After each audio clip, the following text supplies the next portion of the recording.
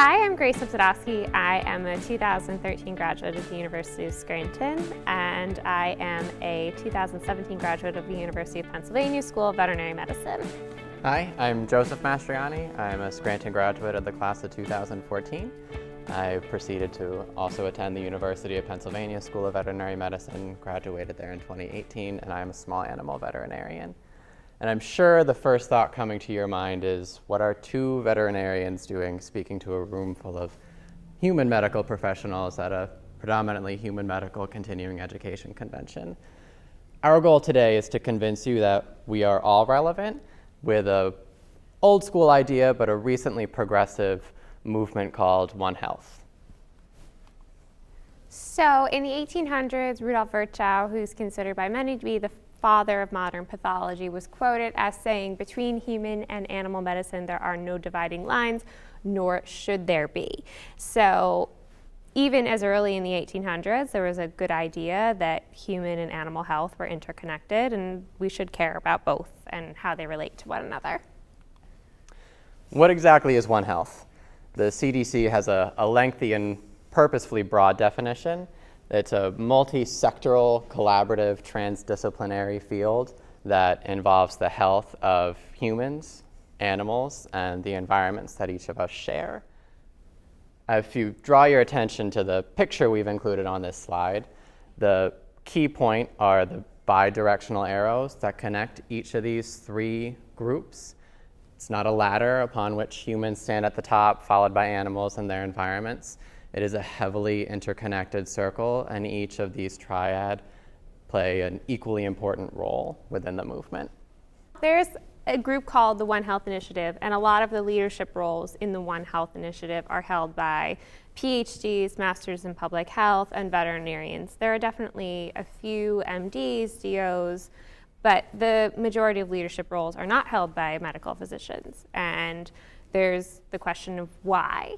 Is it because there's a lack of awareness and understanding? Some surveys do indicate that most medical professionals think the One Health movement is primarily focused on zoonotic disease. And zoonotic disease is definitely a big component of One Health, but it's not the sole focus. It's much broader than that. So we've kind of put together some headlines that, what do people see that involves One Health? And a lot of it is zoonotic disease. There's definitely foodborne zoonotic diseases. There's salmonella from eggs, psittacosis from poultry, salmonella from dairy cows, brucella from raw milk. But it's not just food animals. We see zoonotic disease from small animals, puppies carrying Campylobacter, turtles carrying salmonella, cats carrying toxoplasmosis and cat scratch fever, even roundworms contaminating our children's playgrounds. There's other broader implications of One Health too. There's recent movements to try to connect people and animals to healthcare. There's several free clinics in a bunch of places in the US where they encourage people to bring their animals for preventative care to a medical facility, and while they're there, try to convince them to get wellness and preventative medicine screenings for themselves, connecting both animals and their humans to healthcare. And there's implications in research that crosses both human and animals. So there's gene therapy that's restored sight to blind dogs. That same gene therapy technique is used in children now. The same group that did this gene therapy was just recently in the news for coming up with gene therapies for macular degeneration. There's also cancer research. Dogs, cats, other animals get cancers really frequently, and they're usually very similar to human cancer. So therapeutics that work in animals can potentially be used in humans. Several years ago, they were starting to work on a vaccine for osteosarcoma in dogs. That vaccine is now conditionally licensed for dogs, and there's a very similar vaccine now being tested in children. So why, as human health professionals, should you all care? It's safe to say, probably if we took a survey amongst all of you in the room, the vast majority of you have pets, and on a national level, way over half of Americans have pets or some animal in their household. So it's something that you should consider after we've discussed already all the zoonotic implications, that pet ownership should be included in your history taking. There's also several other aspects that matter to you. One being an emotional and psychological standpoint for your patients, the human-animal bond, which we'll discuss amongst people and how deeply connected they feel to their pets.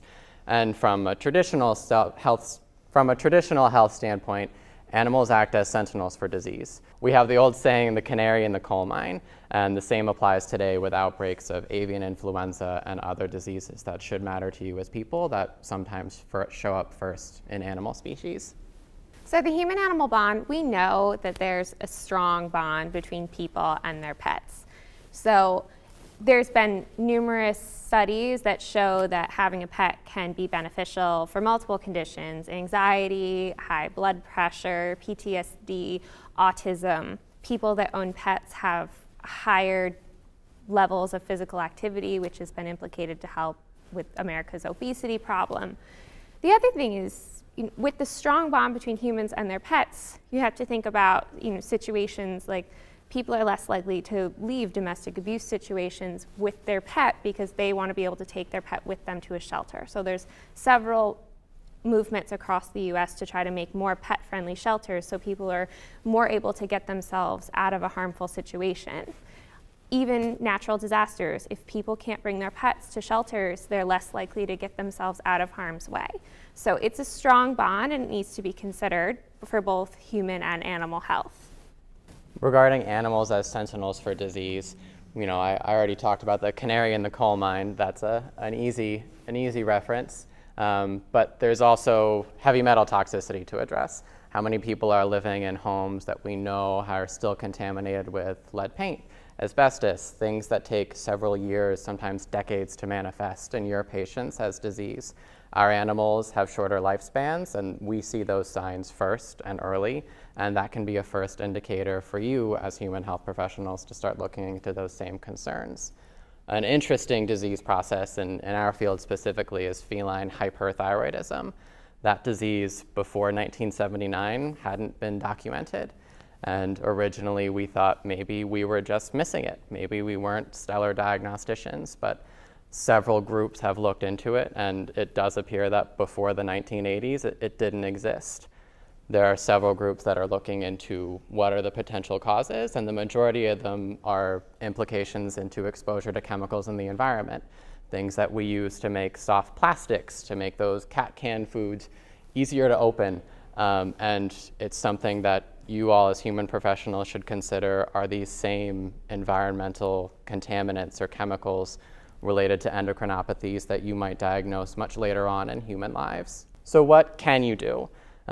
Getting involved is maybe a little bit more challenging if you don't know where to go, but being interested or helping spark the interest in others is quite easy. Be like us, get up in a room full of people and talk about why this connection between human health and animal health matters. We share the same environment, and the more we talk, the more we learn from each other, the better off we're all going to be. If you have concerns for a zoonotic disease, or you have a person concerned about their health with regards to the health of their animal at home, a pregnant woman concerned about getting toxoplasmosis from their cat, feel free to reach out to your local veterinarian. We're all very friendly, albeit sometimes strange people with differing interests, but we promise that we'll help you in any and every way possible to ensure that from an animal perspective, we're watching out for the health of your patients as well. This is just a list of very few of the many resources out there for you to turn to if hopefully we've sparked an interest in you in this One Health movement. Zoobiquity is an excellent book, and the author of that also performed a TED Talk, much like this Scranton short that we've done for you today, and I assure you it will be worth your time to look into that after today's council. The American Association of Public Health Physicians is a wonderful resource by public health physicians, people of your own blood, to look into just how important things like this are. Otherwise, we hope you've enjoyed the talk today. If you have any questions that you want to stay locally to address, feel free to contact us. We will leave our contact info behind for you, and we hope you enjoy the rest of your day.